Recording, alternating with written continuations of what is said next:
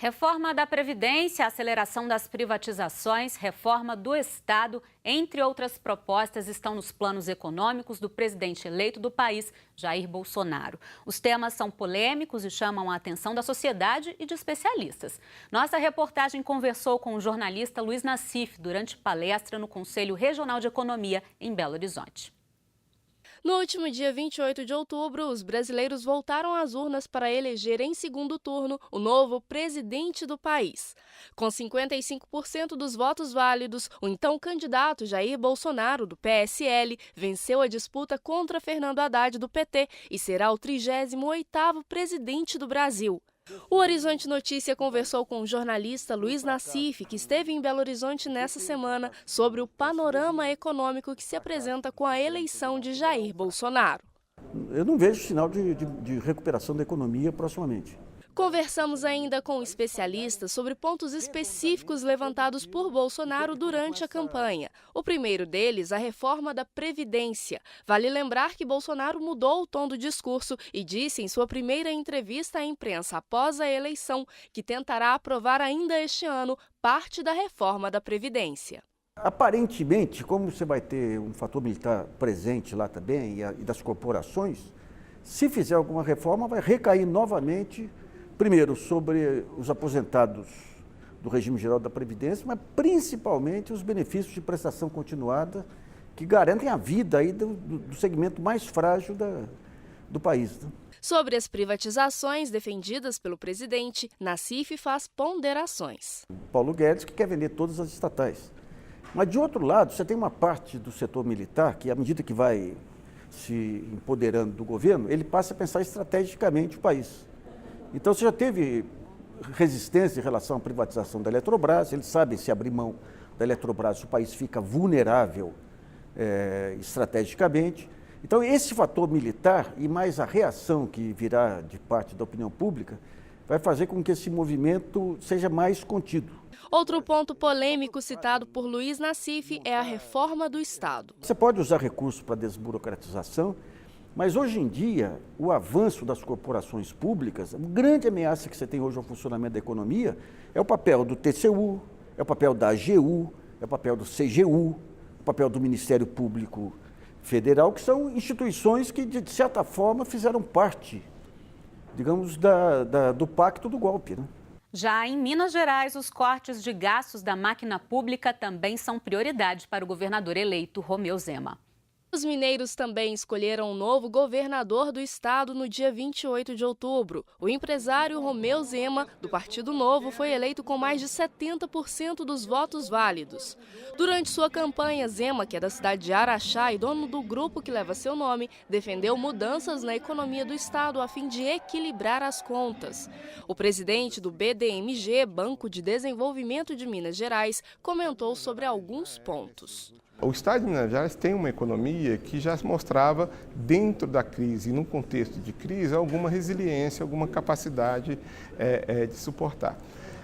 A eleição do Zema não muda esse quadro. Durante sua campanha, Romeu Zema destacou que, se eleito, cortaria alguns gastos desnecessários, medida que, para Croco, não teria tanto reflexo na dívida atual do estado. Discurso que é bom para a campanha, dizendo que não vai receber salário, que vai morar do lado do Palácio, não vai utilizar o Palácio das Mangabeiras, vai alugar uma kitnet e economizar 10 milhões. Gente, isso aí não é sério.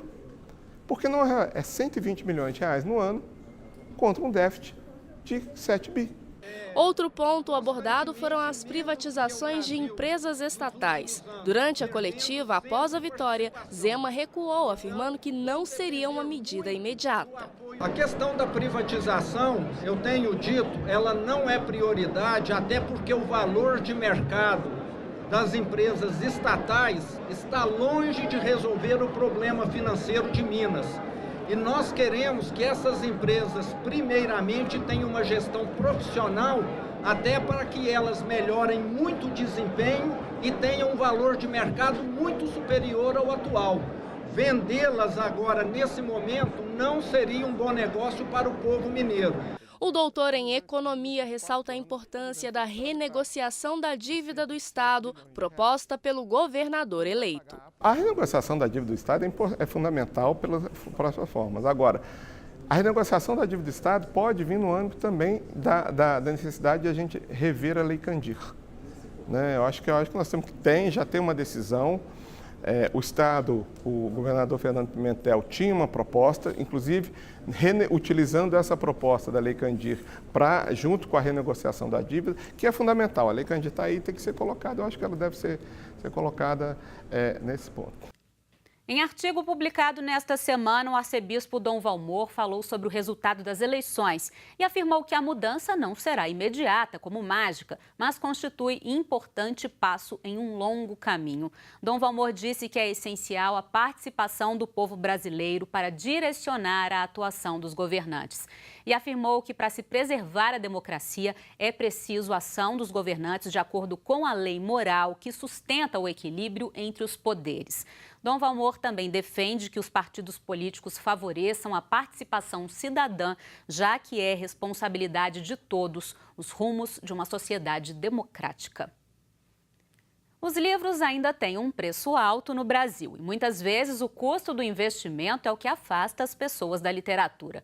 Um projeto da PUC Minas busca estimular o compartilhamento de obras e, assim, estimular o surgimento de novos leitores. Esta casa feita com material reutilizado é simples, mas tem um tesouro dentro dela, o conhecimento. Eu fazendo uma viagem ao interior de São Paulo, eu vi uma cidade de Campos do Jordão, eu vi uma casinha dessas lá e achei muito interessante as pessoas deixarem os livros lá espontaneamente e outras pessoas tirarem também espontaneamente, sem nenhum controle. Aí eu percebi, falei, quem sabe a gente pode levar isso para a PUC Minas, né? A PUC já tem 22 casinhas do bem espalhadas por todas as unidades de Minas Gerais. E o funcionamento é muito simples. Qualquer um pode vir até aqui, abrir a casinha, doar uma obra ou escolher uma para levar para casa. Por estar em uma universidade, as casinhas não recebem livros só de literatura. Material didático também é compartilhado. O compartilhamento de obras ele tem até a questão do consumo colaborativo, né? Então você evita o desperdício de papel, você pode compartilhar uma coisa que você achou legal com outra pessoa. Eu acho muito positivo, só tenho a agregar. O projeto foi inaugurado no final de outubro do ano passado. Deu tão certo que novas casinhas estão sendo construídas. Se mostraram ótimas ferramentas de educação. Em 12 de dezembro de 1958, nasceu a PUC Minas, fruto do sonho de Dom Antônio dos Santos Cabral, o Dom Cabral. Para celebrar os 60 anos, o Horizonte Notícia preparou uma série de reportagens para falar sobre a história, a trajetória e o futuro da Pontifícia Universidade Católica de Minas Gerais. Acompanhe a partir de agora com a repórter Vanessa Anício. Em 12 de dezembro de 1958, o então presidente da República, Juscelino Kubitschek, e o ministro da Educação, Clóvis Salgado, assinaram um decreto que daria início à história de uma das principais universidades do estado, a PUC Minas. O projeto é fruto do sonho de um homem comprometido e visionário, hoje eternizado pelo bairro que leva seu nome, Dom Antônio dos Santos Cabral, ou Dom Cabral, primeiro arcebispo metropolitano de Belo Horizonte. A criação de uma instituição católica de ensino superior veio para oferecer à juventude da capital mineira uma opção de universidade comprometida com os valores cristãos. Valores esses refletidos no ensino da PUC Minas até hoje. Esse é o grande diferencial da Pontifícia Universidade Católica, né, que procura, além de uma formação qualificada profissionalmente, cultivar os valores humanísticos, mas o humanismo também na perspectiva cristã, que é um humanismo aberto ao transcendente. Então, a dimensão do ser humano na perspectiva do todo. Um ser humano que é intelecto, emoção, afeição e espiritualidade mística.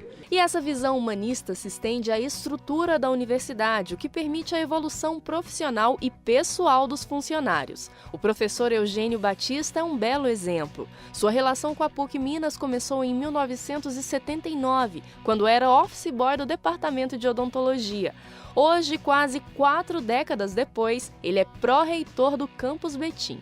Essa trajetória na PUC Minas é ímpar, assim, não eu, mas a possibilidade que a PUC Minas dá aos seus funcionários, professores, ex-alunos, né, de seguir carreira aqui. É um pouco da marca da PUC Minas, assim, né? A PUC Minas tem várias marcas, assim. A marca maior que eu penso é da própria missão dela, né? Da própria missão de formar profissionais com muita competência técnica, mas com um coração humanizado. É isso que a gente vê em todas as áreas do conhecimento. E, ao mesmo tempo, isso não se faz, penso eu, sem um clima organizacional, um clima de relações de trabalho adequado, né? Então, a PUC Minas possibilita que nós, trabalhadores, tenhamos uma boa condição de trabalho, uma boa condição de renda e tenhamos um clima, né? Um clima que alguns chamam de clima de família, né? 6 décadas de histórias e conquistas, tendo como direcionamento a ética e a responsabilidade social. Vem se transformando os desafios e se tornando também maiores. É impressionante e ao mesmo tempo fascinante, porque na medida que a gente pensa, olha, consegui chegar num ponto muito interessante e ao levantar os olhos para o futuro, enxergamos aí num longo caminho a percorrer e tantas coisas a elaborar. Mas eu penso que isso não é desgastante, isso não é aniquilador do homem e da mulher da academia de uma universidade. Ao contrário, isso é o estímulo que nós precisamos. É disso que nós vivemos. É isso que provoca a nossa alegria.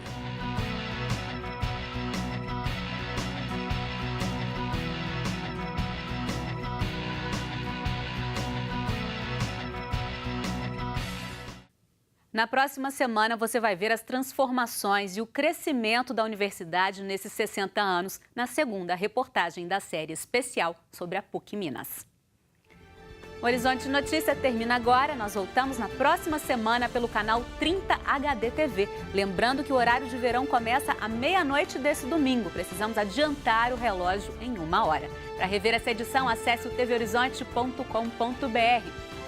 Ótimo fim de semana. Até lá!